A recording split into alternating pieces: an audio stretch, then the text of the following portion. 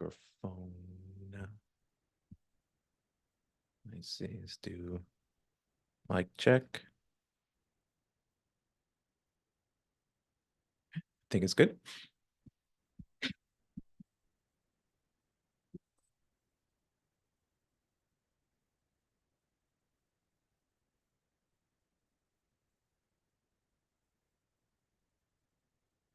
Hello, everyone. Happy Sunday. Good afternoon. I'm going to go ahead and get started here. We have quite a bit to cover today.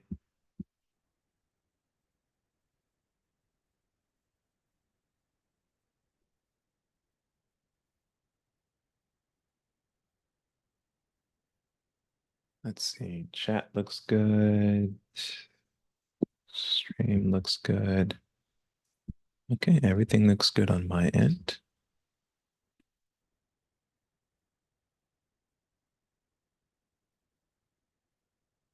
Where's this?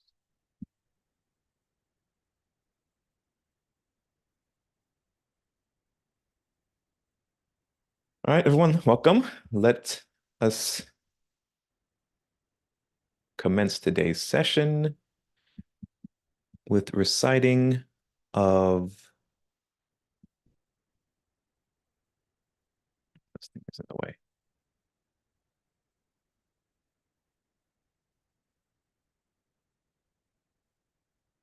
Reciting of prayer for spiritual workers.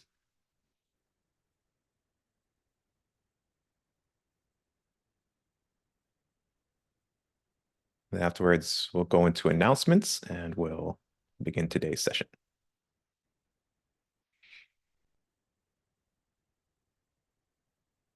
Prayer for spiritual workers.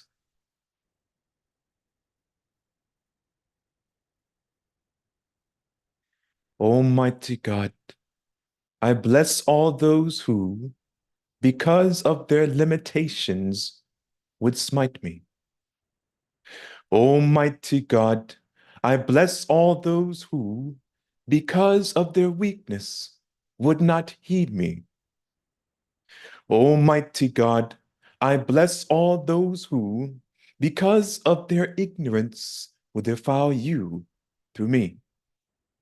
And I ask, Almighty God, O wondrous power, that your strength may be given to me now, so that I might be fortified by this, so that I might go forward bravely into the world, and despite reception, send forth my love of thee throughout all races of men.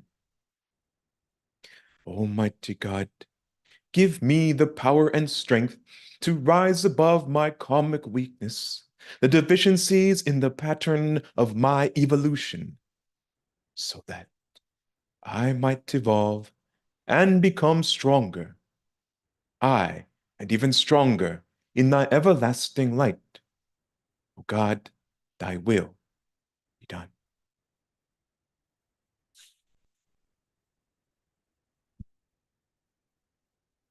All right, everyone, welcome to another open discussion and various topics, class 148, 148. It actually might be more because I don't think I properly numbered all of them. But as per usual, feel free to chime in with any questions or comments you have. I'm posting them in the chat. And I will be reading along throughout today's session.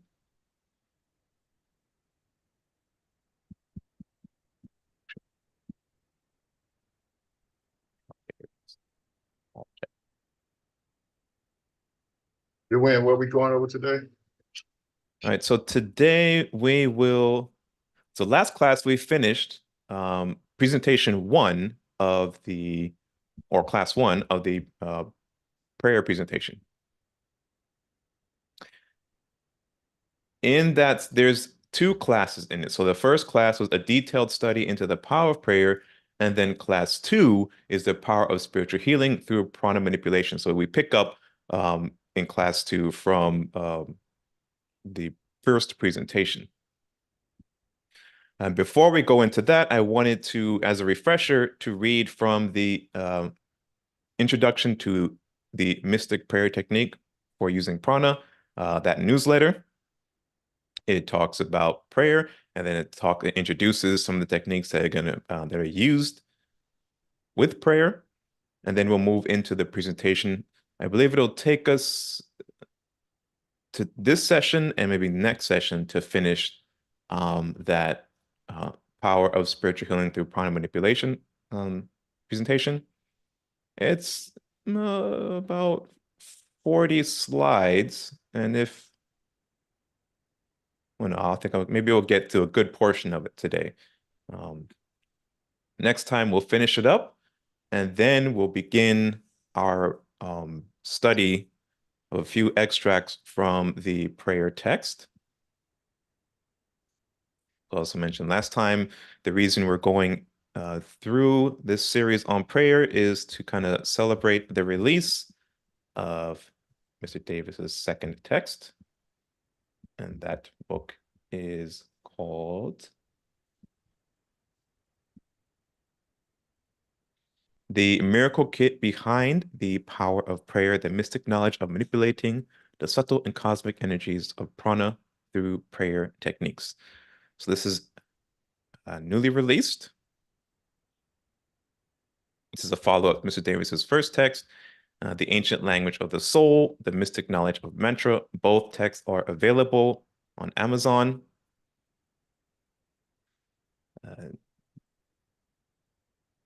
But this book, The Miracle Kit, was just recently released. And so we're going through prayer. We're doing a series on prayer. And then after we finish these presentations, we're going to take a look at a couple of sections of the book and get a bit more of a study going on. And then later on, we may actually go through the text itself and study it along with the author himself.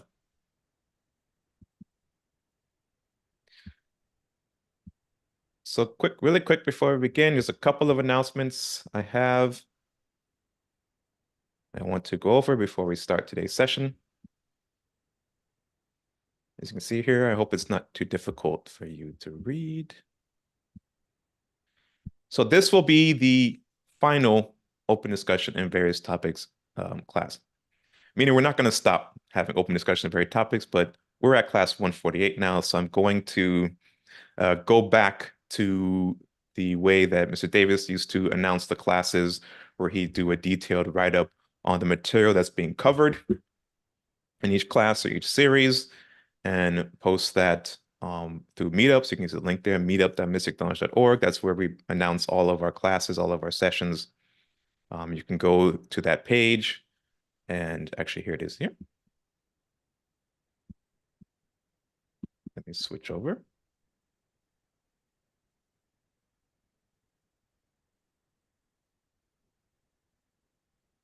So if you go to meetup.mystickknowledge.org, you'll see this page.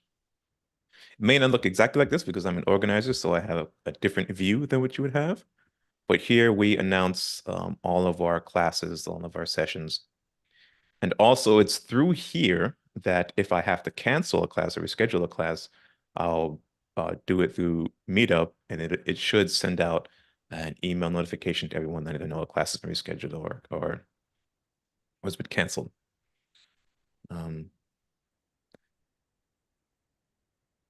So what I'll do moving forward, since we're doing a prayer series right now, you won't see an open discussion of various topics, email or announcement on Meetup or even on YouTube anymore. It'll be, a specific announcement for what we're covering in that respective session. But the floor will always be open for any questions or comments that you may have. The chat will always be open. So if you have any comments, irrespective of what we're covering in that particular session, and you have any questions or comments, you can post them in the chat and we'll answer them for you. Okay. The next announcement So the next series we'll be doing is a review and study of after we finish this prayer series, we will commence, like I mentioned before, with the review and study of the 21 Lessons of Metaphysics, the Foundation of Mystic and Yogic Teachings lecture series. So several years ago, Mr. Davis did a series on the 21 lessons. So if you go on our YouTube channel under playlists, you will find this playlist here. It's over 10 years ago, where he broke down the foundational mystic and yogic teachings into 21 lectures or 21 subjects. And of course, there's subheadings and so forth. But throughout this series, he went into in depth of these foundational teachings of yogic and mystic science.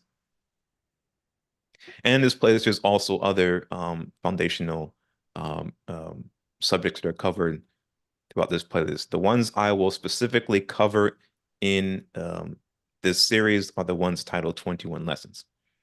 Right? I mentioned before, I was going over a couple of classes. I transcribe maybe the first 30 minutes of lecture material, and then we will go through the transcript, line by line, and we'll, review the material, study the material that was presented. I may also include both the original handout and diagrams that were produced, with the exception of those that Mr. Davis draws on the board, and any updated diagrams and information literature that was produced since the lecture was given maybe 10 or so years ago will also be included in this study. So we'll be moving into that next after we finish the prayer session. And I wanted to cover the 21 lessons first because after we finish the 21 lessons, I'm kind of jumping ahead here in the announcements, but after the 21 lessons, we'll move into the Serpent Power series, which is by request by a couple of students have requested this series. Also here, it's about, if you go the same playlist, there is a series of lectures that Mr. Davis did specifically on the Serpent Power text. And this is actually one of our most popular series.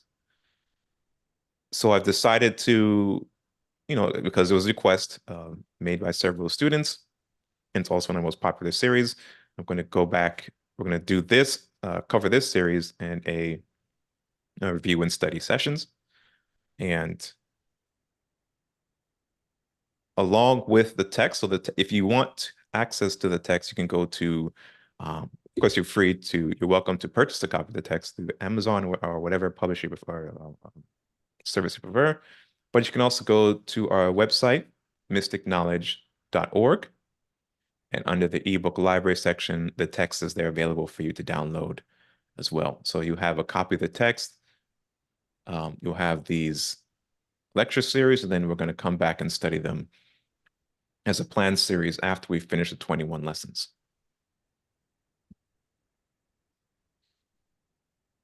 Okay, and the final announcement for the International Mystic Knowledge Center. In the summer of 2024, I am planning to resume our study sessions. So if you remember, the study sessions are where we choose a particular text and we read. I kind of do a sort of audiobook where I read through the entire text, and then we have study sessions, which were in the past we had them on Friday, where we would actually look at chapter by chapter a particular book. The Serpent Power will be separate from that. I won't actually read through the Serpent Power unless that may become much later on down the line.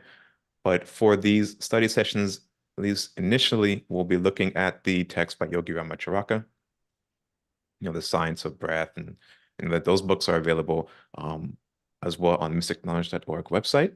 So you're welcome to download those texts. I will be reading through each one of them and then uploading those readings as a separate playlist or videos. It's kind of like an audio book, but that you can listen to via YouTube. And then the study sessions will go chapter by chapter through those texts. The first set of texts we'll go through will be the books written, selected books written by Yogi Ramacharaka.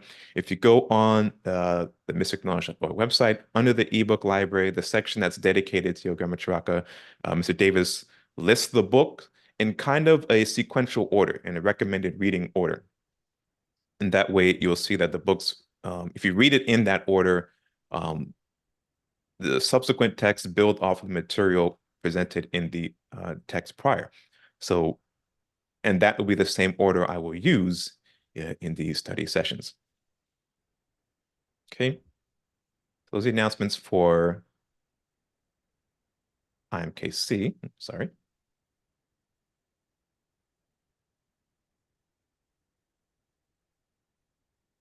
For the Society Florida group, for us here in Florida, next couple announcements. We also have a meetup page dedicated to the South Florida Society group. And there we announce all of our meetings. So if you follow that link, you'll be directed to this page. Again, this is the organizer's view, a little bit different for members. Here we announce all of our 12 blessings services, as well any commemoration services we'll hold. And you can join that and you'll receive the announcement the same way as for the My Metaphysical Study Group, aka International Mystic Knowledge Center meetup. Thursday, April 18th is the first hour of Spiritual Push number 1. So not this Thursday, but the following Thursday. This will be the first hour service. We also hold our weekly 12 blessing services on Thursdays at 8 p.m. via Zoom. That link is not given out publicly. It's only if you're a member of the South Florida Study group on Meetup, you will have access to that link. And finally, I want to do an announcement for Operation Carmelite seminars and study groups. So I mentioned briefly last time announcing the Operation Carmelite seminar, which will be coming up. And I'm going to make an announcement every session until the seminar commences in June to help promote it. And so today what I'm going to do is I'm going to read from the announcement, just a few parts to give you an idea of what will be discussed or presented in the seminars, and to give those individuals interested in attending more information about it. So the operations seminars are being played in June 2024, giving full members, you have to be a full member, an opportunity to learn, full member in the Atheist Society, I'm sorry, opportunity to learn in a direct and startling way the grim reality of the war between good and evil on this earth. Operation Carmelite was a stupendous battle fought on behalf of mankind on the lower astral realms by interplanetary adepts against the worst evil upon this world. On-the-spot commentaries of this epic conflict were delivered by the Cosmic Master Aetherius through the unique trance mediumship of our spiritual master, His Eminence Sir George King. It was only an allowance within the all-governing karmic law that enabled 6 adepts to carry out this war for the salvation of the human race, which was helpless to prevent Satan, the behind-the-scenes ruler of the hells, with his vile evil henchmen, from extending his power and control throughout the realms of earth. In the Carmelite seminars, you will hear exactly how this terrible conflict was brought to a successful conclusion. The seminars will be open to full members only. So full members of the Atheist Society, you will have to be a full member of the society in order to attend this. If you are not yet a full member of the Atheist Society and it is with your capacity to become so, then I would highly recommend that you do become a full member. Attendees will be required to sign an oath of secrecy.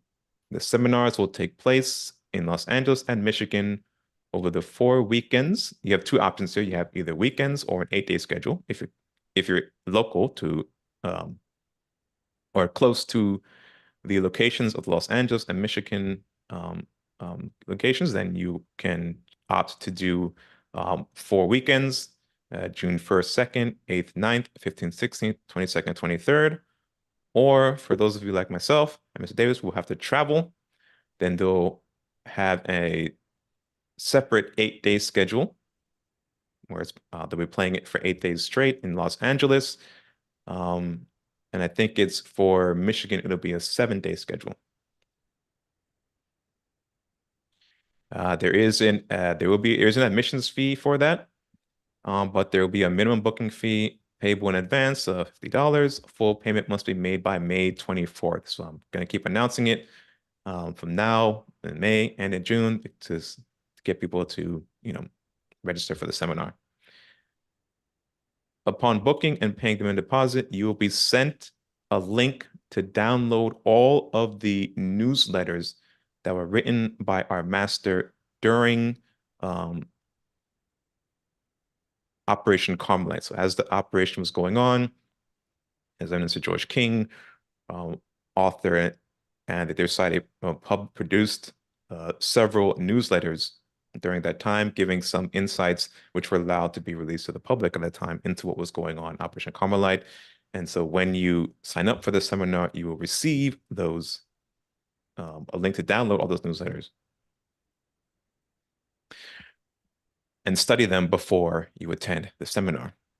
From a karmic point of view, it is preferable that full payment is made before you attend the seminar. For any reason you cannot do this, then you are asked to make a private application to the directors, and each case will be judged on its own merits. Now, study of the following material is highly recommended prior to the seminar. The newsletters, which you would also receive once you pay your deposit or pay the full payment, which is important, karmically speaking. If you're curious about that, send us an email and we can explain that for you. So the newsletters from November 1967, April, May 1969. The text, the 3 saviors are here. And the audio address, the men who won Operation Carmelite for you. Last time, I played a 1-minute extract from this lecture, the men who won Operation Carmelite for you. You can purchase and gain access to this lecture from, I think it's cloud.ethereus.org. They have a streaming service. This site has a streaming service, and one of the lectures available there is that one, the men who won Operation Carmelite for you. Now, I'm stressing these study materials because I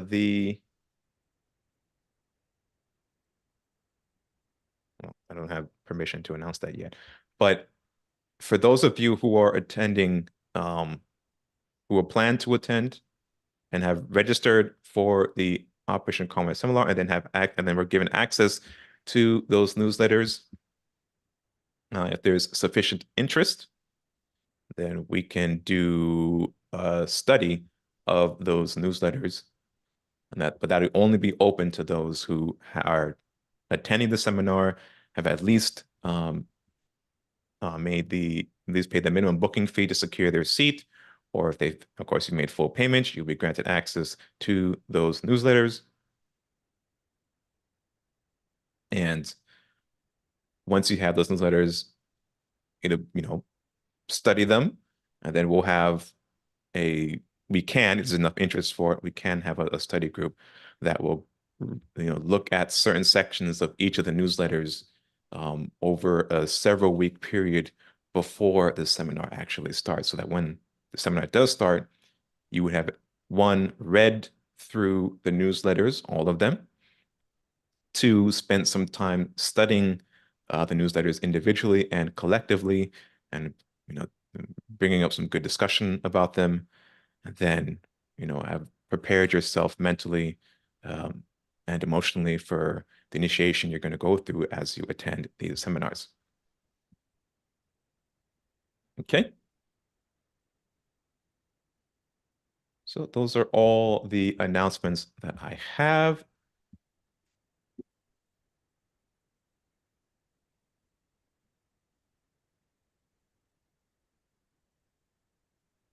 Was there anything you wanted to add, Nehemiah, before we start?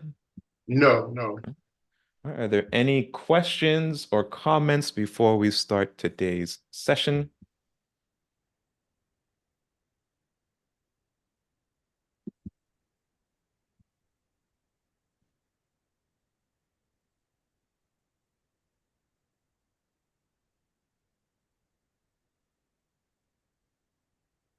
If not, let's dive into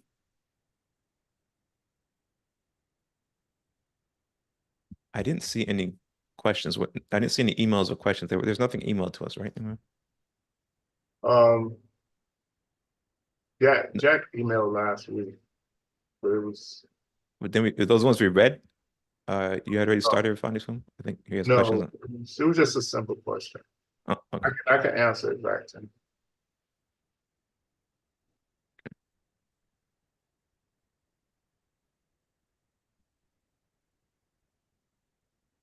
All right.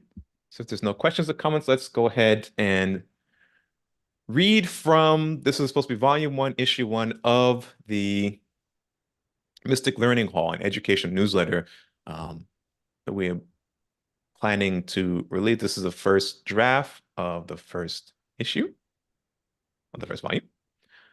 And in this, we were going to talk about prayer, introducing the mystic prayer technique, and discuss some of the aspects of prayer. I want to review this today before we jump into studying one of the applications of prayer, and that being spiritual healing.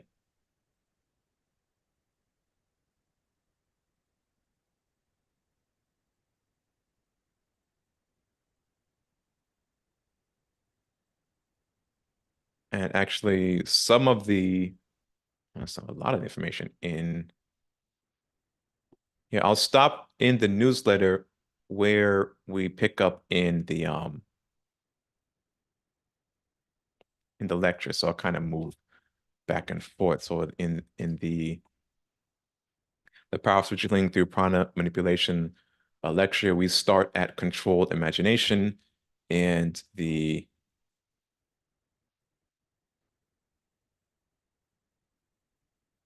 text here picks up around there.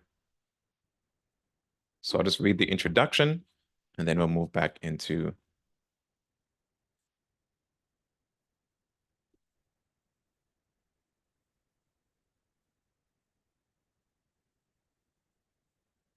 start with the introduction in the newsletter, and then we'll move into the presentation. All right. Introduction to the mystic prayer technique for using prana. Prayer is an ancient ritual that has been used throughout the centuries by mankind in making a reverent petition to God or another object of worship that may be closer to God than you. Religions use it as an act of communion with God or divine deities of worship, such as in devotion, confession, praise, or thanksgiving. The great mystics throughout history knew the secrets of prayer. They understood that there was an unlimited source of divine power, an endless source of all-pervasive cosmic energy that permeates throughout the universe and is available there for everyone's use. Excuse me. They also understood that their physical and subtler bodies were capable of being used as divine instruments for this power. Their minds, voices, and actions were the directive force over this all-pervasive cosmic energy. This mystic technique of prayer utilizes specific knowledge of prana and the subtle bodies, the power instrument that stands behind the physical makeup of man. The mystic understands that this physical world is built on a subtle universe of absolute power that extends from the one source, the Almighty God, the Absolute itself.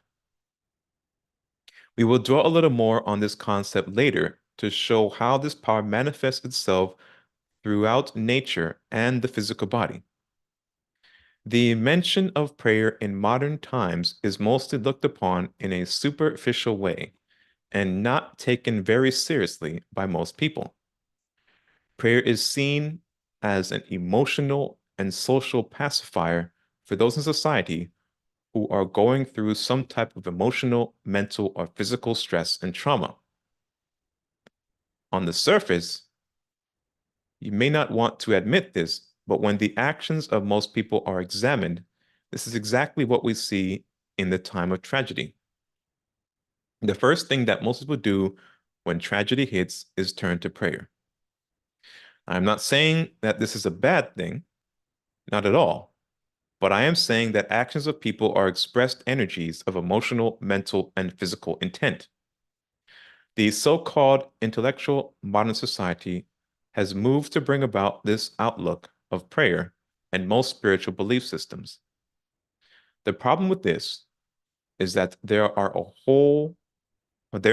a whole unexplored world on this metaphysical science that man as a whole has yet to seriously explore and study with a scientific procession using the theories and principles of the ancient metaphysical science of these subtle cosmic energies, Shakti or Prana, known as the subtle vital life forces of the cosmos. Prayer is the hallmark of all races, cultures, and religions in the spiritual world. It is something that every culture can understand, and it breaks the barriers of race and religion, especially during times of crisis. Prayer is something that everyone can do and can do effectively with proper practice. It allows man to tune into the power of the absolute God and surrender his whole body, mind, and soul to its power, becoming a channel for this power to be released into the world to uplift, guide, promote, and promote world healing on the physical, emotional, and mental planes of Earth. This makes it a good karmic stabilizing technique because it utilizes the whole body, mind, and soul under the direct purpose of releasing spiritualized energies. Why prayer? Because it is man's birthright to raise his voice in request to God and ask that this divine power flow through him and to be directed out to his fellow man in order to heal, uplift, guide, and protect. When we do this, we are closer to God and live a more natural life. The most powerful beings in the solar system, the most respected people and most gracious people, are those who serve unconditionally to God's creation. The sun, the most powerful being in the solar system, and a sacred instrument used by God to produce life and maintain it within the solar system, does this job of service unconditionally every second of every minute of the day, 365 days of the year. The man that stands up and gives his life in service for mankind is that man who walks down the greatest and most balanced pathway to God. Then in this text, we will go into how this method of radiating cosmic energies will allow you to be of greater service. This will yield great results when practiced regularly. Also, it will enhance man's intellectual perception over his mental faculties and create a greater connection between his higher subtle bodies to the higher frequencies of cosmic energies and mind substance that radiates through the psychic centers or chakras. Actually, this is from the prayer book. So hey, we're getting a preview of the prayer book. A brief mystic understanding of prayer. To the mystic, prayer is more than just worship and devotion. It is a method of becoming part of a divine rhythm that permeates all of nature. True mystic prayer is a method of becoming part of the rhythm and drumbeat of God's creation.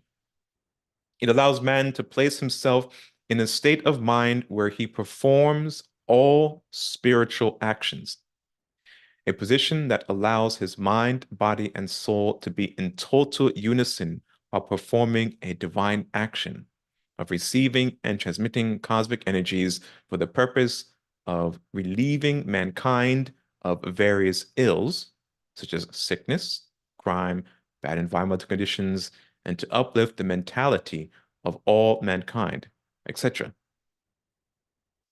The purpose of prayer for the mystic is to call into order the necessary energies or resources to bring about definite results. This is done by saturating a particular person, place, or thing with the cosmic energies that are pulled within the human corn structure and pushed out with a specific direction and spiritual purpose. This all happens within the framework of God's laws. While performing the mystic prayer method correctly, the person who is praying becomes a divine point of consciousness under karmic authority. When the prayer's full concentration and complete actions are all directed towards the goal of generating spiritual energy by this mystic prayer method to its intended goal, he or she begins to operate in part as the great adepts and masters for this brief moment of unselfish action of radiating spiritual energies to the world. The mystic knows that his physical body, etheric bodies, auric bodies, and several layers of his consciousness are all tools toward creating the action called prayer for this brief moment.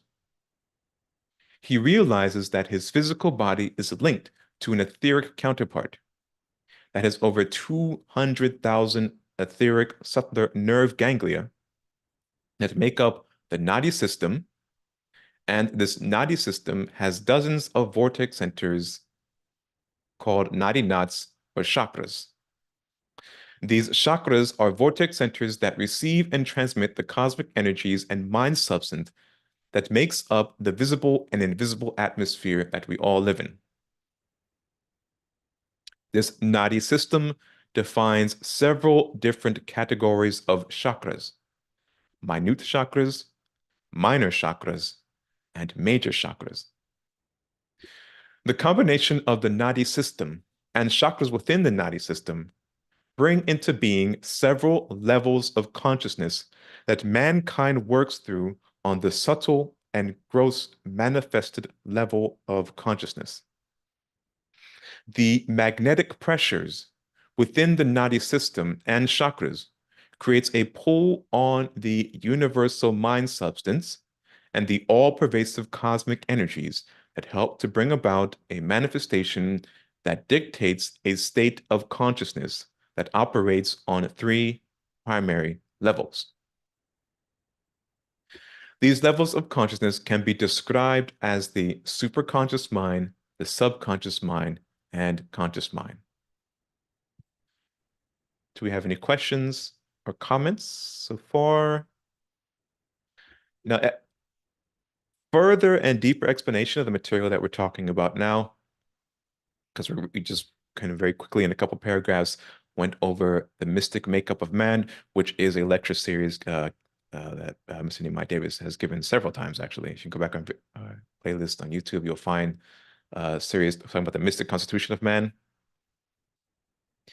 In the Metaphysics 101 series, which I covered before we moved into this one, we looked at the mystic, specifically at the mystic constitution.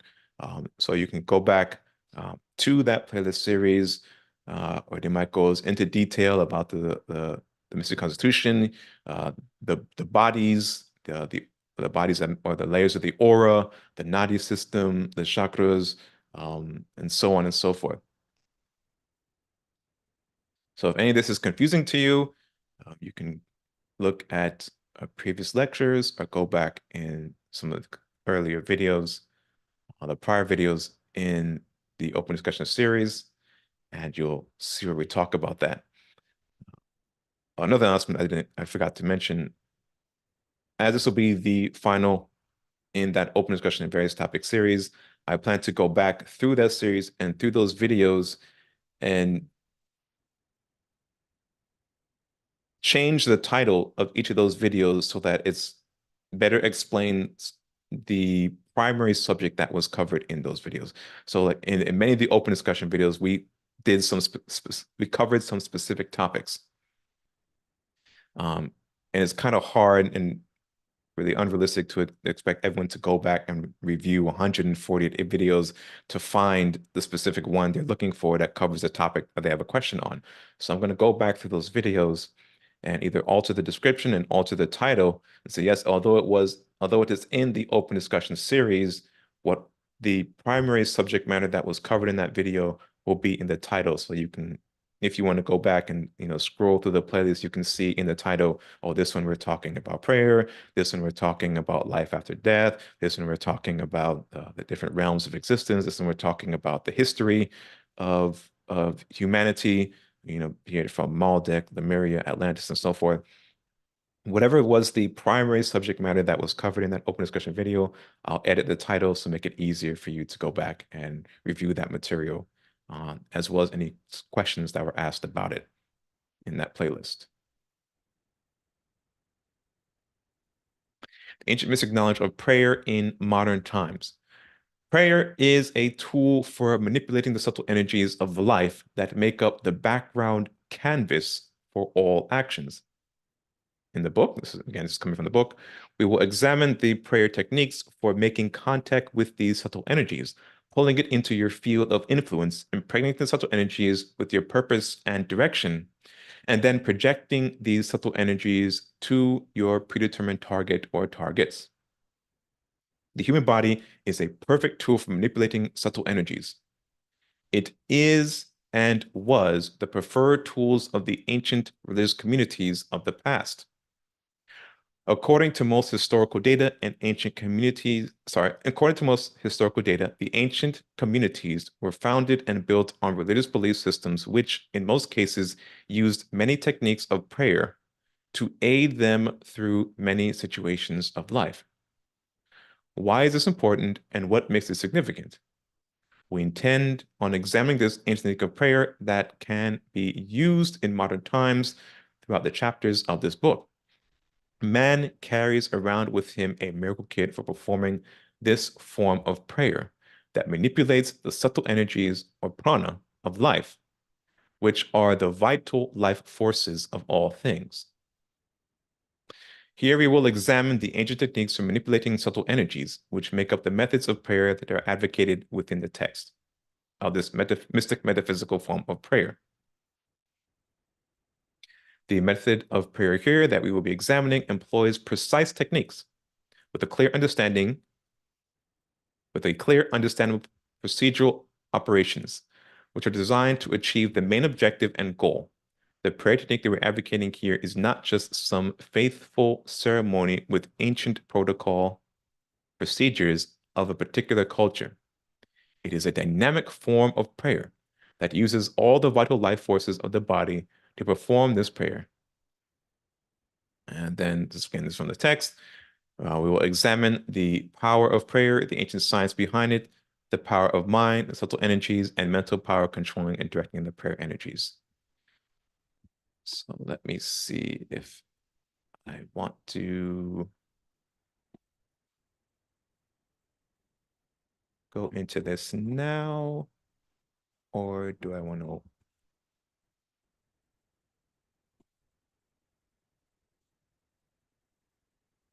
Do I want to go into the presentation?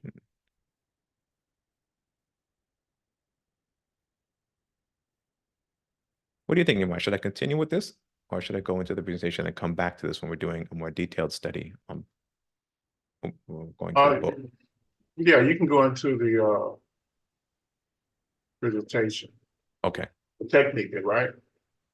It Yeah. was, you're talking about the brochure, right, that we released? Well, this what I'm reading right now is the brochure, but I wasn't going to go into the But science of. this was the newsletter. There was a brochure that gave the technique. Let me see what you're talking about. So this one actually goes. This was the newsletter. Yeah, this is the newsletter. Yeah. So, but But there's what a I brochure. There's a brochure that actually gives the technique. let's see if I have that here. I think you showed it a couple weeks ago.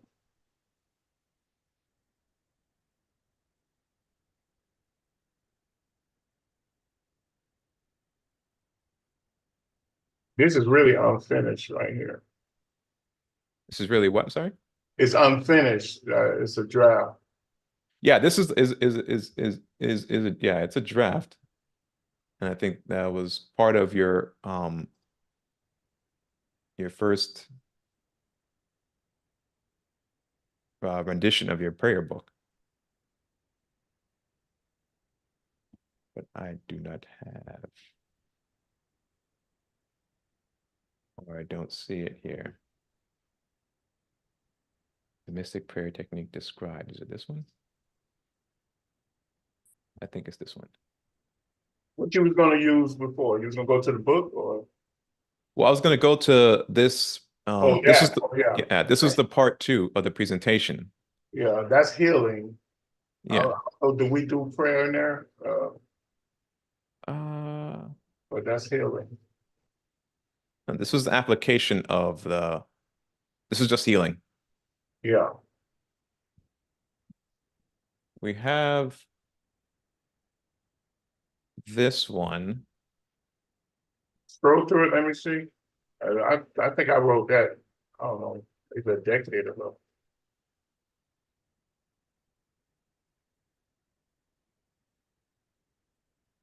Well, this was the prayer technique described. That's a prayer technique. Yeah. Yeah, that's the brochure for that one. Sorry, this one. This one was healing. It's gonna cover it. Or maybe I'll do finish the prayer technique and then we'll It come back covers to the healing. same thing, though. It kind of gives you Yeah. like into it. It still is.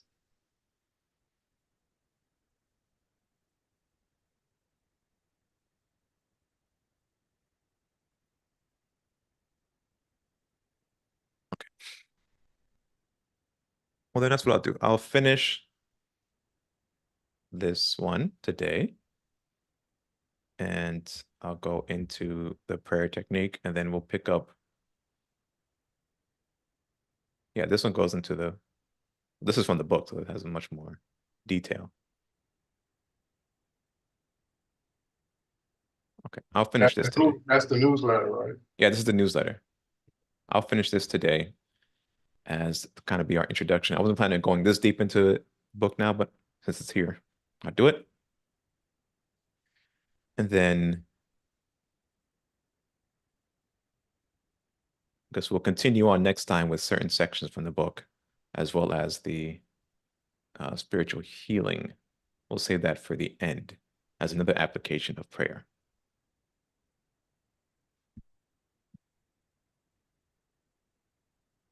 That's all right? Yeah, it's all right with me. I mean, it's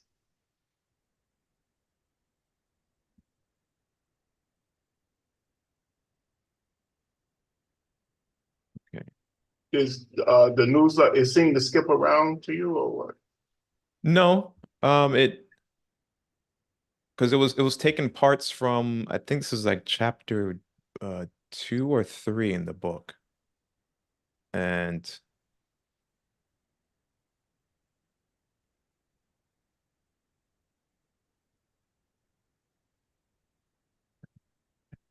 see something. Let me look at the published version of the book here.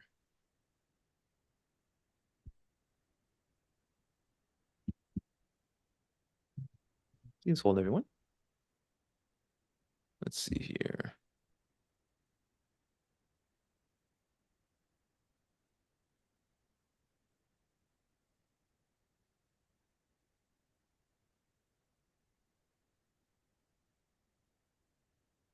Notice Google.com allow you to view the first 3 chapters of the book. Oh, really? Yeah.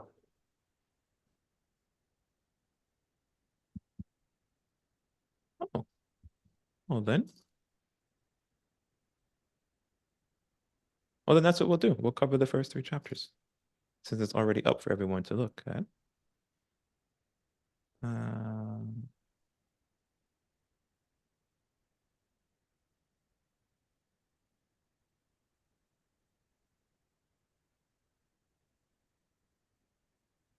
yeah, we'll continue on with the newsletter. So I'm looking at the book here, and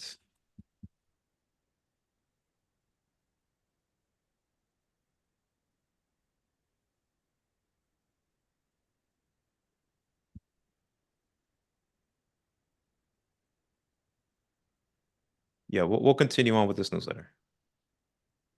And then later on, we'll come back. There's a lot in this book, guys. Like, I really recommend you pick it up because I would love to do a study of this text with everyone. So I highly recommend you pick up the prayer book. Let's see. Yeah, so we'll finish with the newsletter as a preview of the text. And then when we do look at a couple of chapters, so David just mentioned, you get a preview of the book. There isn't a preview on Amazon, but let me see if I can find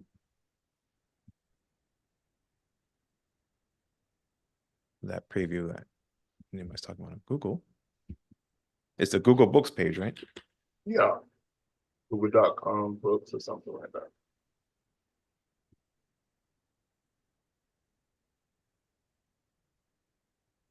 Google Books.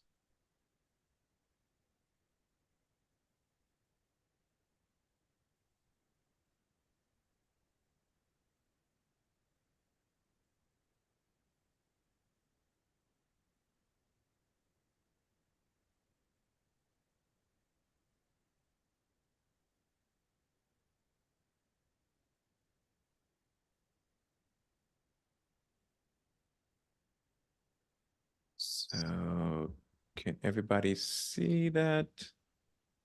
Let me see. So this is if you search for the title of the book in Google, you'll see hey James, welcome. You'll see preview 46. Wait, there's a link here. It says preview.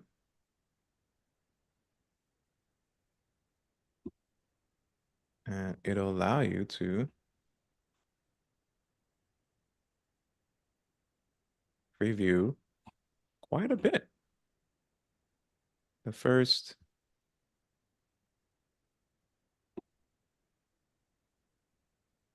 chapter 1, chapter 2.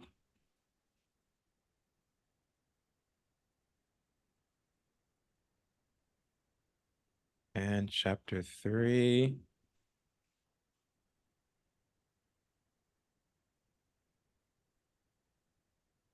Okay, good. So that's what we'll do next time then. We'll finish up with this newsletter. There's like an introduction to the book with certain parts of it. And then we will actually dive into the book itself, since there's a preview here that everyone can access. we'll do that. The window may look a little different for you. This is the modern view of the Google Books window. It may look like this for you.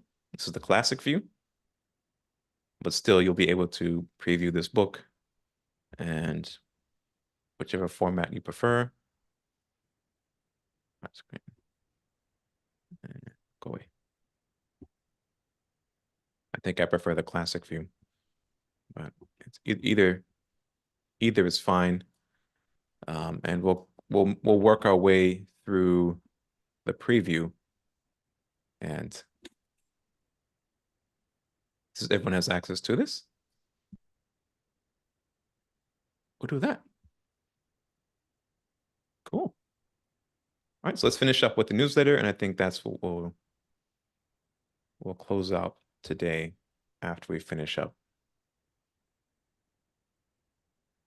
newsletter, and then we'll save the spiritual healing part later as an application of prayer. I think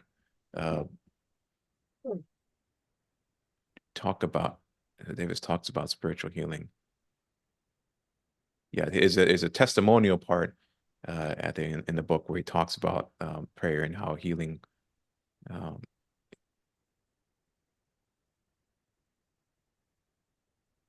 works. I think he touches on spiritual healing in the book as well.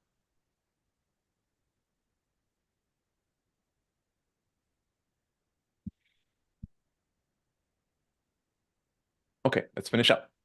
In this form, the mystic power of prayer. That's where I left off, right? Yes. Yeah. In this form of dynamic mystic prayer, the whole technique is using all the vital life force in the body that we have control of towards performing this method of prayer. We are taught to use our intellectual knowledge, Nana, of the absolute or God in creating the will, purpose, and reason for channeling these subtle energies in the name of God. I want to stress this point here because when there's a lecture, is it called My Key to My Secret Personal Prayer? Where Dr. George King gives the elements that hit the keys to prayer. And Mr. Davis made a diagram illustrating those keys. And with one of the first element is one of the first, I think the first element was an acknowledgement of God, or a belief in God. I think it's a belief in God. So that's touched on here. And I don't remember where I have that diagram on my computer, but I know I presented it a couple classes ago. I'll think about it, and hopefully I'll find it before we finish today. We are also taught to use our controlled emotions through imagination and visualization to impregnate the subtle cosmic energies being pulled down into our auric structures, so that we can redirect these subtle energies to the target of our prayer with a strong purpose and direction. The power of this prayer lies in man's ability to channel all his sensory perception toward contacting his subtle power called prana. Pulling down this prana into our auric structures, then impregnating the prana with our mental purpose and direction. The mystic prayer practitioner uses the following sensory perceptions to harness the pranas. 1, intellectual mental perception is mind using Jnana Yoga. 2, controlled imagination and visualization, Raja Yoga. Number 3, controlled breath techniques, Pranayama. Number 4, directed and controlled emotions in the expressions of speech, And number five, control body movements through mudra yoga techniques. The first one, intellectual mental perception. The prayer practitioner uses his intellect to mold and shape the mental energies of the auric structure to bring about a tremendous pull of the universal supply of prana. His belief system in an absolute power of God will shape and mold how strong, lasting, and useful the prayer power will be that he or she calls on through their mental apparatus of consciousness. Prana is the vital life force of all things. In its natural flow, it has no particular target except the aim and object to promote and sustain all things in creation. On the other hand, the power of mind shapes and molds prana into useful tools that we can utilize for our manifested purposes from time to time.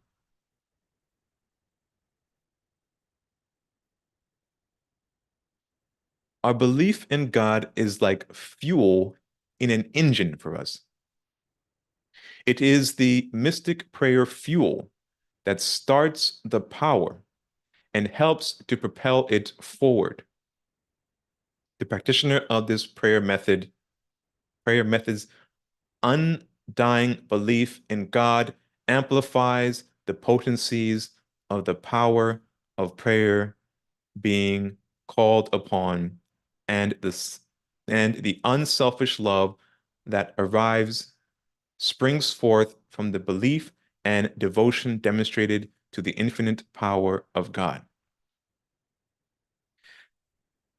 If you go back last week to the extract we listened to from The Men Who Went Operation Carmelite for you, that 1 minute and 43-second extract where Dr. George King is talking about, what it was that kept them, the adepts, throughout the Operation Carmelite mission, kept them so balanced as they were, fighting in these horrific battles.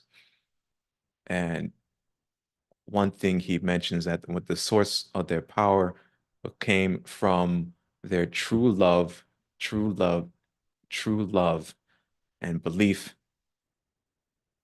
in God. He goes on to say that we, in our current fourth aspect state of evolution, have a limited belief, but with true belief in God, unwavering, unshaking, complete and total belief in God, the adepts were able, even in operating in limited bodies, astral bodies like ourselves, and limited bodies similar to what we have, they were still able to perform these miraculous feats. So do go back and listen to um, the Men Who Won Operation Carmelite lecture given by Dr. George King. I played an extract of it last session. And if you go on to the cloud.ethereus.org, you can find that lecture there. And you'll be able to listen to it and hear from Dr. George King himself, how these three lights were able to stand up against incredible odds and overcome and be victorious despite all the limitations they had to endure. And part of that, what gave them the ability to do so is what we talked about here, this love that arises and spring forth from the belief and devotion demonstrated to the infinite power of God. Knowledge brings with it power when that knowledge has been digested properly within the mental lines of force of the auric structure. Then and only then can this knowledge be applied properly within the karmic fires of action. It is then when all the stored samskaras can rise under the exact karmic pressures needed for the advancement of the individual under the karmic authority. So we've talked about previously the types of samskaras that reside within the aura. You have the original samskaras, which are placed there by the soul during the process of involution. And these original samskaras, uh, when uh, under the right karmic pressures, accessed by the individual, will help with the advancement individual as they're moving um, uh, Kundalini up Sushumna, uh, all the way up to the higher centers. There are original samskaras there placed by the soul to help the individual to advance.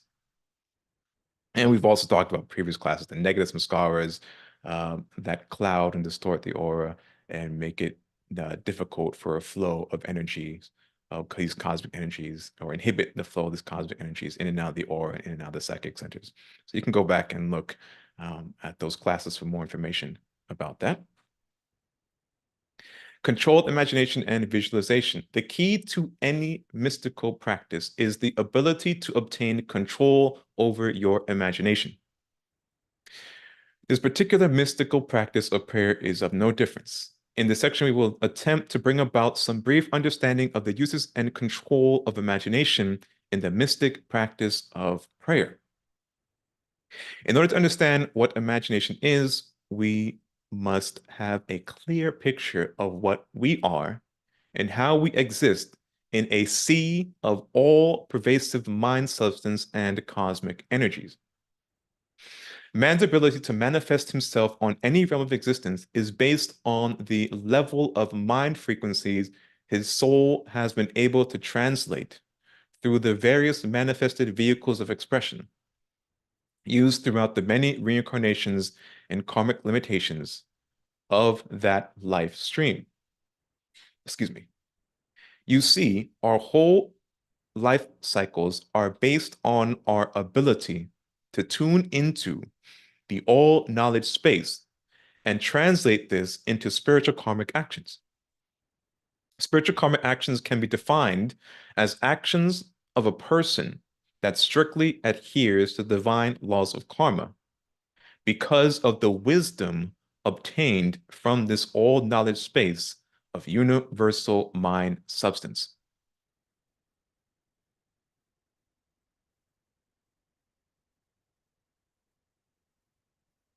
One of the keys to tapping into this universal mind substance that contains this all knowledge space is our inherent faculty, imagination.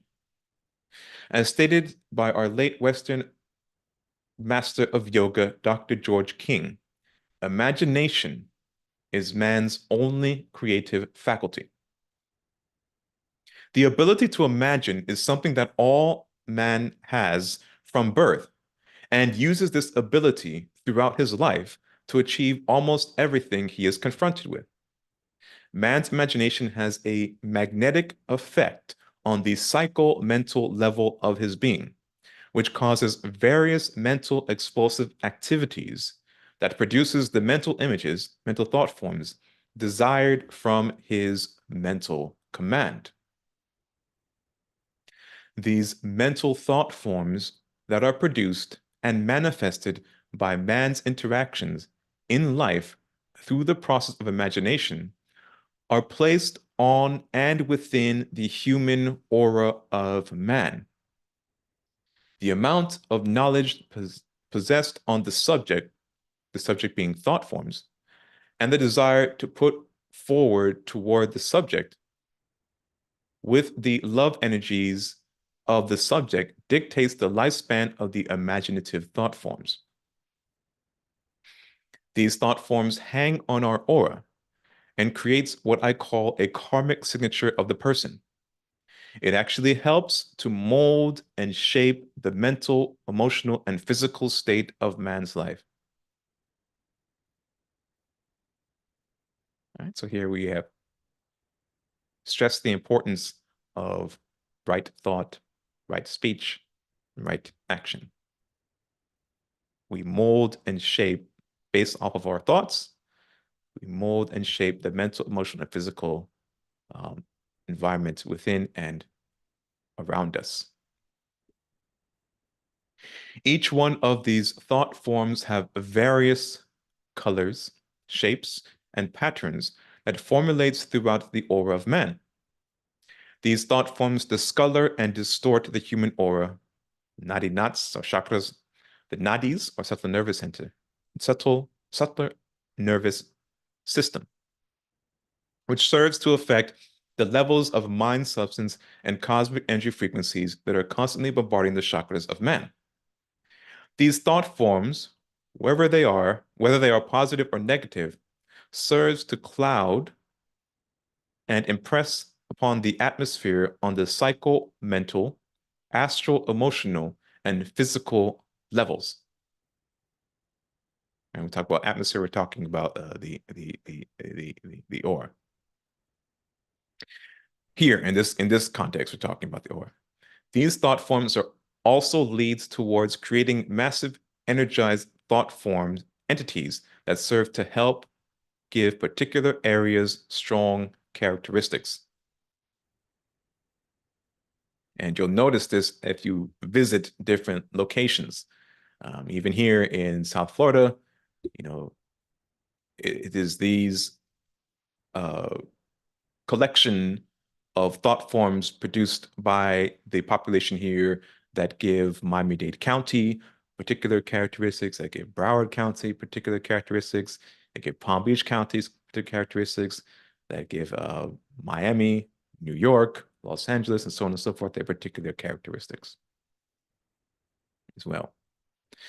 The imagination of man is an inherited creative energy that man uses to tap into the universal mind substance and the all-pervasive cosmic energies, prana, to pull down and mold this endless supply of divine potential into gross manifestation. Man's uncontrollable imagination is that thing that is slowly destroying his gross states of manifestation, the physical body, or physical life, by creating negative thought patterns that transform into mental, emotional, and physical disorders that eat away at our very being. The result of this is countless incarnations to work out the negative karmic position activated by the contamination of the auric body, extending from the negative thought forms of the uncontrolled imagination. On the reverse side of this, when man controls his imagination, great power is his. Controlling imagination helps to clear the nadi pathways by decontaminating the auric body. Prayer, mantra, pranayama, mudra yoga, and concentrative contemplative practices are all the results of controlled imagination. One of the greatest keys to man's development is his inherited creative faculty, imagination. All yogic development exercises uses the power of imagination at some level of its practice. Controlled imagination helps man to tune into the higher frequencies of mind and pranic forces entering and exiting through the various chakras of the human body.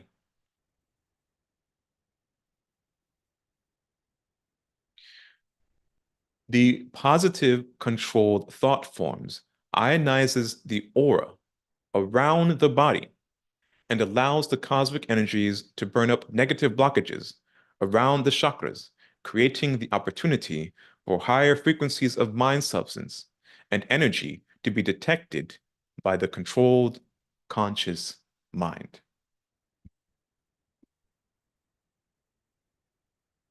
All right? So that was the first element, intellectual mental perception. Next, we have visualization. So do we have any questions if I continue?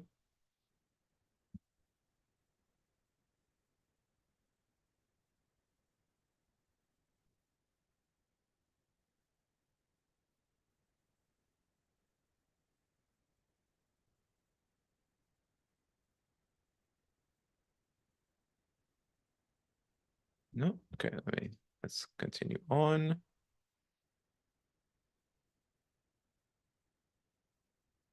See if I could find that. Guess not. The power visualization. The pathway for the energy is invocation.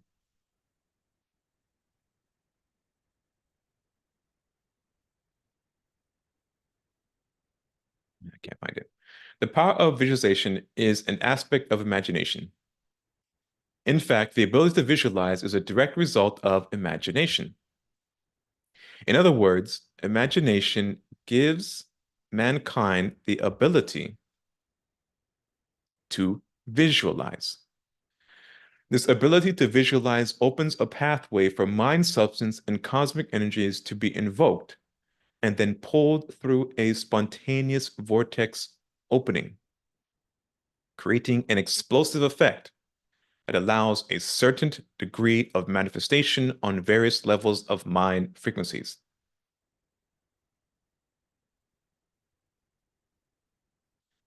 Actually, what's being described is if you were to psychically look at a person who was utilizing their imagination and creating a visualization, what's described here is a process of what would be seen as you're viewing this individual psychically or clairvoyantly. These manifestations are the thought form images that we all see in our minds during periods of imagination. These thought forms hang on the aura and also help to distort the atmosphere of the aura. This aspect of imagination, called visualization, is one of the key components to man's development. All mystical practices have some degree of imagination and visualization. As stated above, visualization is the igniting force within the imagination. When the student imagines something, it is his conscious effort of visualization that helps to bring control over the imagination, thereby maintaining these manifested thought forms in a visualized state of being. The more control that is placed over this visualization, the greater power it absorbs, and the greater the manifestation becomes. This ability of controlled imagination can also be described as the ability of concentration and contemplation. The greater the ability to concentrate, the greater ability one has over imagination and to visualize something into manifestation. Concentration is the ability to channel all of your thoughts down one direction for long periods of time, absorbing all the information readily available on that subject. Contemplation is when your concentration has become so pointed that it begins to yield and produce new information. Again, guys, I got to bring you back to particularly one of the teachings made available through the Aether Society. When Dr. George King is talking about the design and development of the SER, the spiritual energy radiator, he talks about how I believe, please correct me if I'm wrong, Nehemiah, that the master etherians had visualized and materialized in the higher realms uh, uh, uh, a prototype of the SCR and left it there in manifestation for I think it was the masters to study and to review, and then he had to take that back out of visualization, and then His Eminence Sir George King had actually visualized in the higher mental realms and one of the prototype of the SCR, and then used that as to study and to run experiments upon, and then tried to bring that visualization or manifest that onto the physical realm as the SCR we have today. And what was visualized and produced in the higher mental realms was vastly superior to what was able to be produced with the materials and the karmic limitations operating upon here on the gross physical realm to the SCR we have here in the gross physical realm. So is that correct, Nehemiah? Am I remembering that correctly? Yeah, I think it was Dr. King who did it first. Oh, Dr. King did it first? Okay. Yeah, he created he created it, he designed it, and then created it on the mental realms and let us Okay. stay there for a while, and then he had to bring it back down to the physical realm, which all of us do that, whether we realize it or not. We have an ideal, we write it down, we imagine it, then we take it from our imagination and put it into actual, maybe a drawing with all the mathematical calculations and strategies.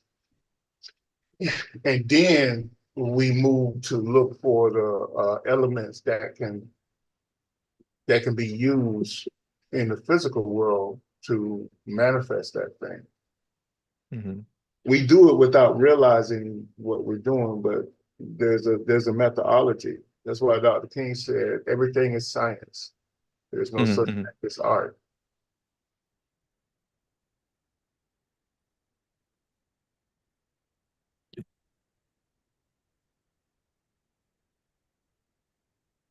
The diagram you're looking for is in the IMKC collection of diagrams on page 166.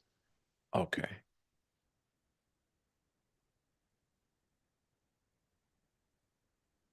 Okay, it's the collection.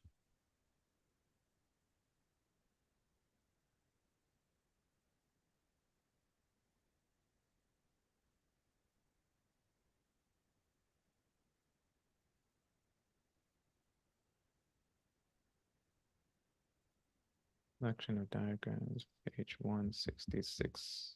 Oops.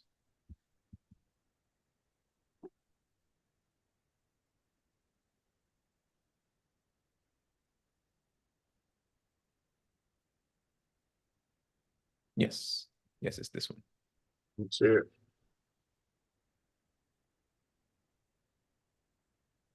Yes, the graph of the secret to personal prayer formula. Okay. And this was from uh, a lecture on this with that title, The Secret of Personal Prayer. Step one, being a recognition of God. Step two, honest confession before God, where you strip yourself bare through your confession to God. Step three, appeal to God for help, appeal to God. And this is for personal prayer. But you'll later on when we do a study of the New Lord's Prayer and prayer for spiritual workers, you'll see a formula like this all throughout the prayer.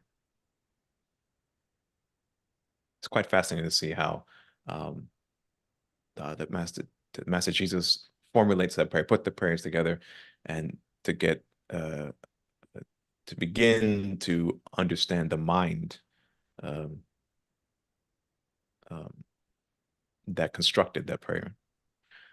Well, later at the end of this prayer series, we'll do a survey of those two prayers. Step three, appeal to God for help. Appeal to God for help, strength, courage, and determination to tune into the God essence within. Step four, change in the light of this appeal. Demonstrate your belief in God by initiating the change under the appeal you made to God. And step five, the second key, surrender yourself to the will of God essence within. In the prayer book, throughout the prayer book, Nehemiah expands on this prayer formula. I don't know if it's in. No, actually, I don't think it's in those three chapters we'll look at um, later. But in the book, I know there is expansion on, touches on personal prayer and expands on this formula. Okay, where am I? Here. The new information, this is continuing on from contemplation. The new information is a result of concentrating down one single train of thought. thereby creating a magnetic pull on the universal sea of mind for similar and connected information to the subject. On an abstract level, higher mind frequencies, which begins to reveal itself. Excuse me. The ability to contemplate brings about psychic powers, such as clairvoyance, clairaudience, psychometry, etc. This is a result of conditioning the nadic system and auric structure to receive higher frequencies of mind substance and translate them through the concentrated conscious mind.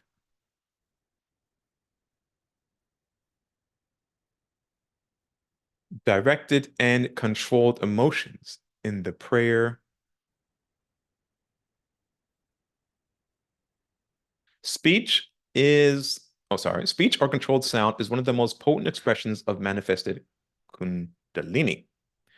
Sound is a direct result of Kundalini. It represents a balanced expression of the two manifested forms of the subtle energies flowing through the body, which produces levels of expressed consciousness. Sound is mental thought manifesting itself through visualized energy particles. The ancient tantric teachings state that the sensory organ of the mouth has a balanced expression of Shiva, Nada, and Shakti. Shiva, a form of still energies, represents the upper lip because it barely moves. The tongue represents the power of Nada, a form of sonic energies, because it's a sonic vibration force. And Shakti, a form of vitalized energies, represents the bottom lip, because it is constantly moving during speech. Now, when someone controls his or her emotions and directs these energies towards speech, you can see the powerful impact it can have on the target or environment where this is occurring. This is best expressed in politicians, teachers, preachers, and actors in their speeches and performance before their audience. Or in another example, peace be still, but the Master Jesus spoke to the storm and calmed the seas. I believe there was I don't remember the class, but Nehemiah actually went into the mysticism behind that story and talked, explained, how the Master Jesus manipulated his aura so that he was able to walk upon the seas, and explained how the power of speech and that raised that Kundalini, how the Master Jesus was able to send power out to the devas and thereby calming the storm. I don't remember that class, and if I can remember which class it was, I'll let you guys know. Control breath techniques, pranayama in the prayer technique. Breath is the main source of power for sustaining man's life within the physical body and maintaining a balanced state of consciousness on the physical mental plane of existence. A balanced rhythmic breath during prayer gives an extra charge to the prayer technique that is being advocated here. The breath of man is a result of the subtle life forces of currents traveling through layers of the auric bodies, perfectly balanced to produce various levels of consciousness and levels of energy operations. These life force currents are called the Ida nadis and the Pingala nadis. The Ida nadis are the negative charged subtle energies, pranas, which are the formation of mental energies. The Pingala nadis are the positive charged subtle energies, which are the formation of vital energies.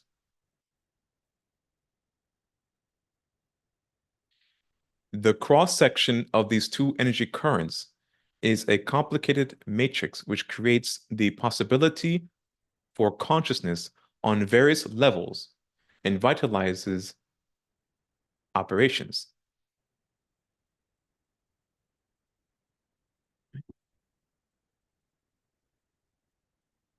I think we'll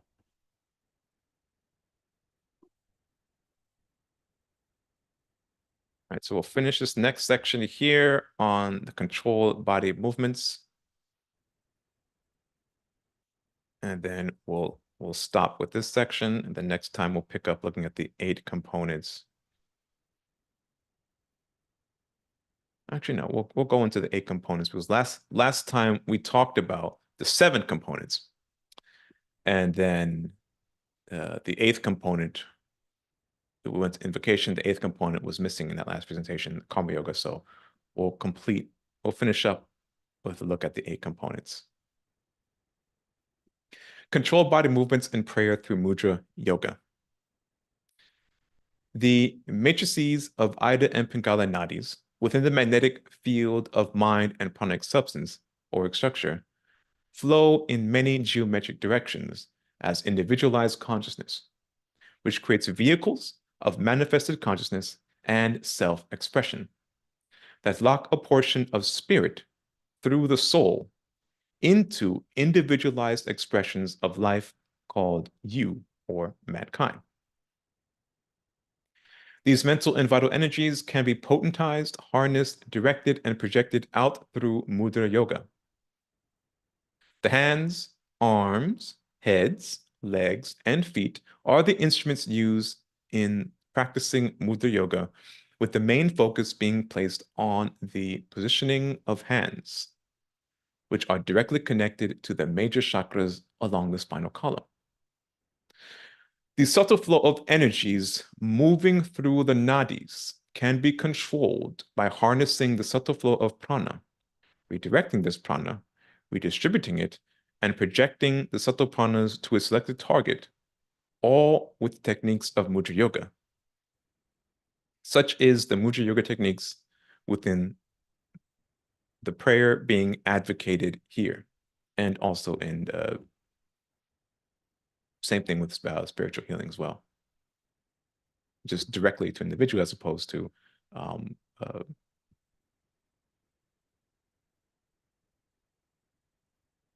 or through, I should say, contact spiritual healing and remote spiritual healing as well. The 8 components of the prayer miracle kit. Here we will outline the 8 major components of this form of mystic prayer, which identifies the structural strength of this prayer technique. As you'll see, the metaphysical science that pulled this technique together was nothing short of divine wisdom derived from a pure state of spiritual consciousness. The masters that formed this type of mystic prayer had to be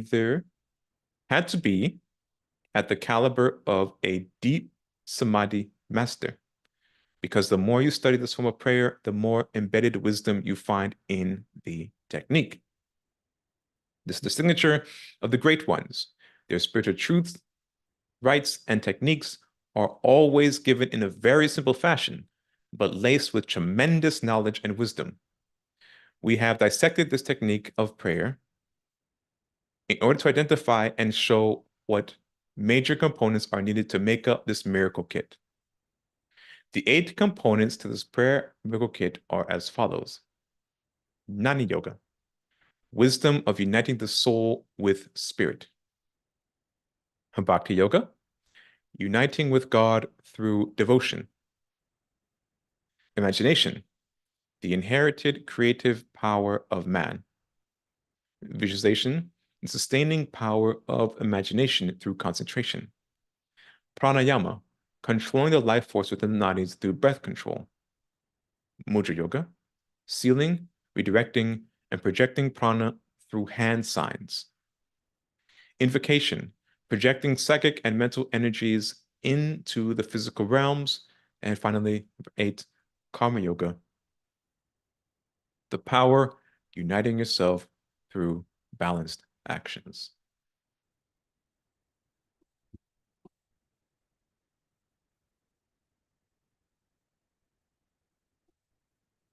Okay. And so next time we will pick up looking at a couple technical diagrams on the techniques for projecting prayer energies. We'll look at the prayer mudra technique, the mystic power of prayer, and we'll look at a couple more diagrams illustrating the prayer technique. And that'll complete this, what will be the first issue of the Mystic Learning Hall, the newsletter. And then from there, we'll go a bit deeper into the mystic prayer technique. This is a brochure talking about it. And then we'll move into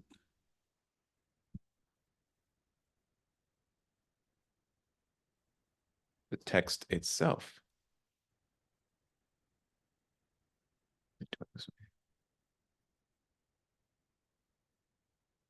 The miracle kit behind the power of prayer. Again, if you search on books.google.com for the title, this will come up and you'll see the book. The first 3 chapters of the book is available. And it is those 3 chapters that we will preview and study.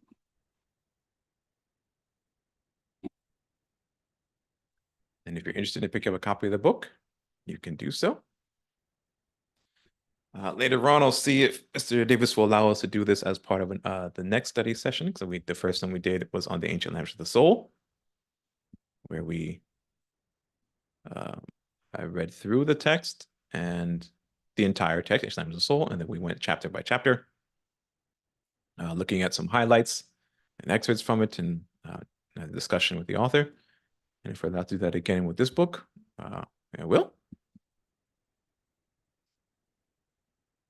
Then after we finish the first 3 chapters of the Miracle Kit behind the power of prayer, we'll look at a couple of examples of prayer.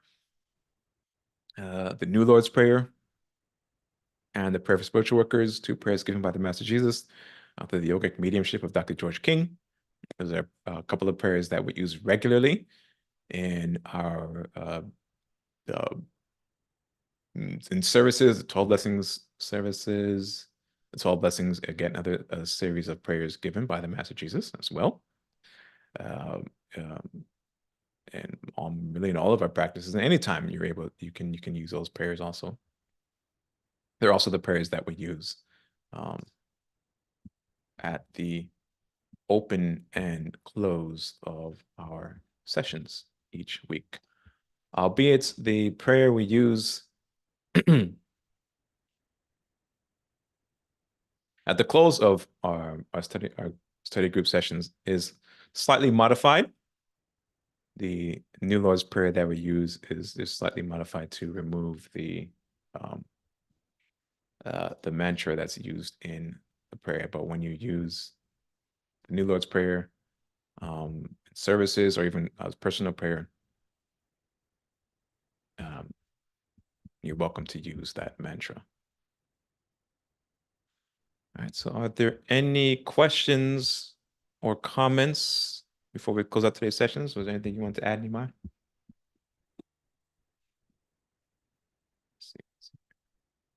No, not really, unless someone have any questions.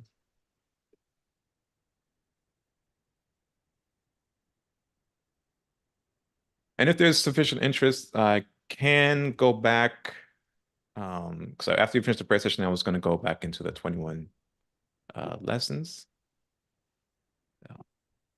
But if there's sufficient interest, I will, let us know, send us an email, and we can pick up on what the spiritual healing presentation as an application of the techniques that's used in the mystic prayer technique.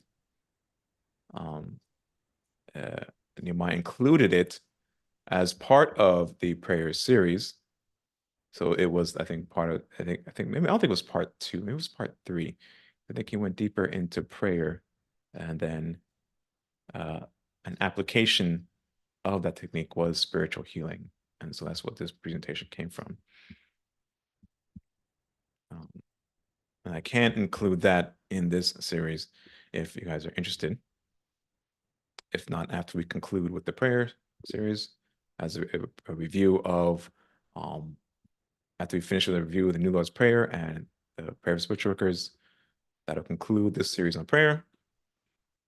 And then I'll move on to reviewing the 21 lessons. And then afterwards, finish the 21 lessons, we'll move on to the Serpent Power lecture series.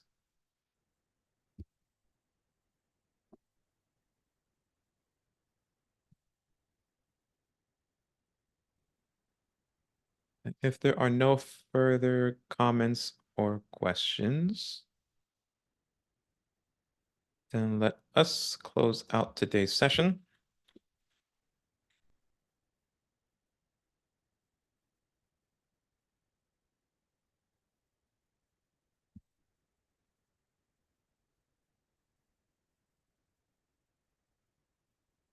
There's a question here. Fluff, I assume you're asking, does Mudra Yoga, the practice of Mudra Yoga, does it require a breathing technique?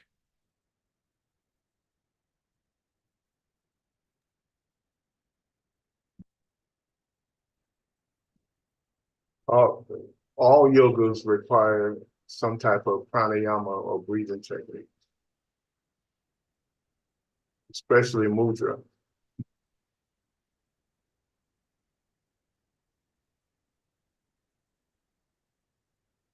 But you're actually directing prana. So breathing or pranayama regulates the subtle prana within the body. And it brings prana in the body. Prana is constantly coming in the body, but it's through the Ida and Pingala flow actually help to regulate that prana. That's what breath actually helps you to regulate the flow of prana within the body. And you have more prana in the body that you can control than prana that's being freshly brought into the body. If you can understand that.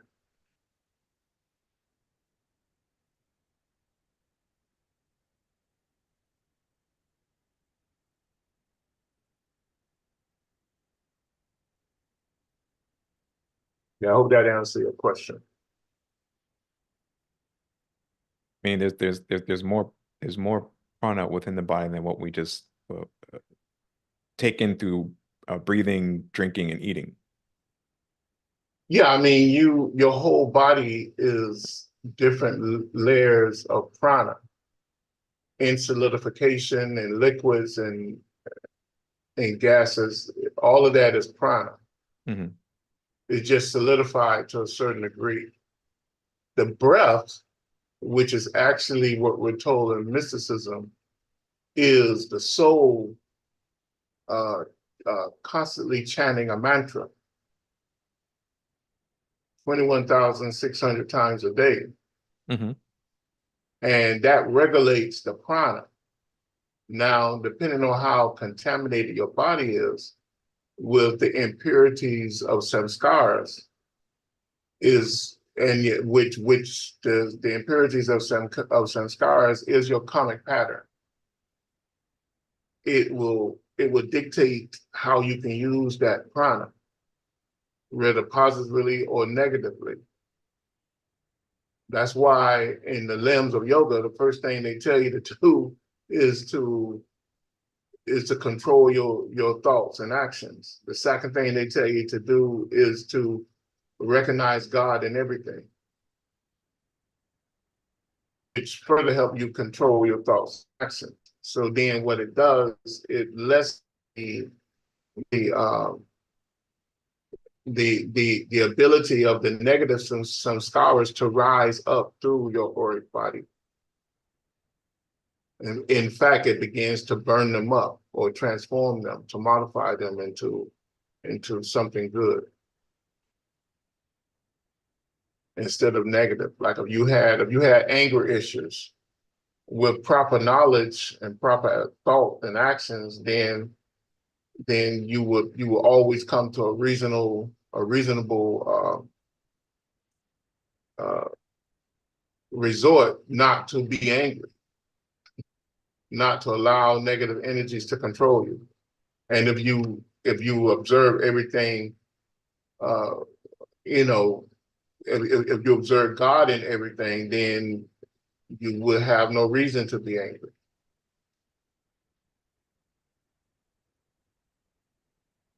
So that's, those are like techniques that you use in order to control your thoughts and actions.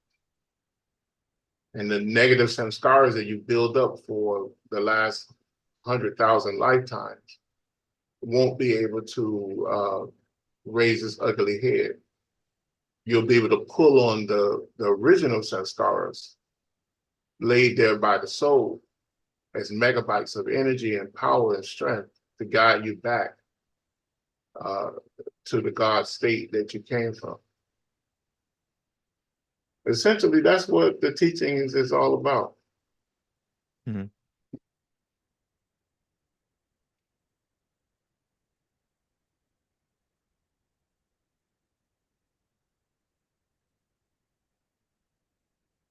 Right. Yes, as you said, surrender yourself. Yeah. Any additional questions or comments? I'll wait a few minutes. Let's see if you guys type anything in.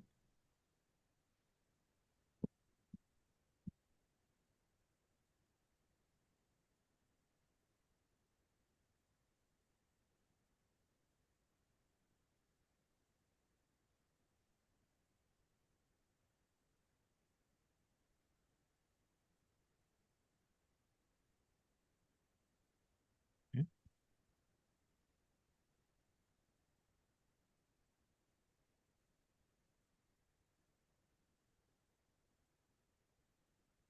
All right, then if there are no further questions, let's close out today's session with reciting the New Lord's Prayer.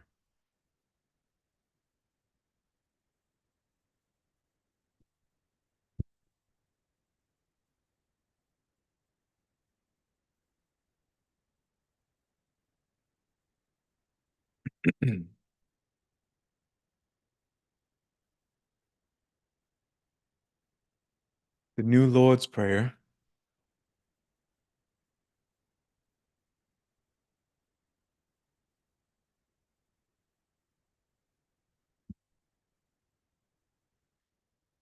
O divine and wondrous Spirit, O everlasting Lord of hosts, send forth now through me thy great and lasting power. Allow me, Almighty God, the lasting privilege of radiating to all the world thy great love, so that those who suffer may be given the power and energy to rise above their weaknesses.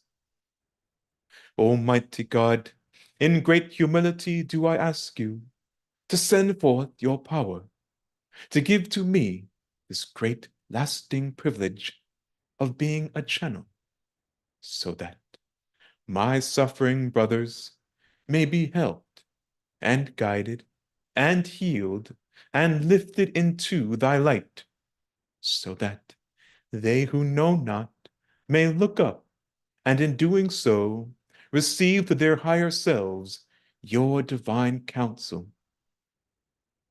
Almighty God, this day have you granted me a divine privilege. I ask you now to give to me the strength, so that never again will I turn from my inner vision of you. O great peace, great peace, great peace. In praise of your greatness, O God, doth my soul sing. Grant it energy to sing on forever and forever.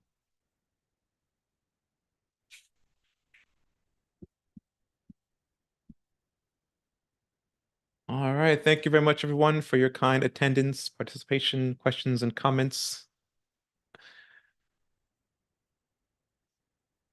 Remember, next time we will continue with the review of the prayer or the newsletter.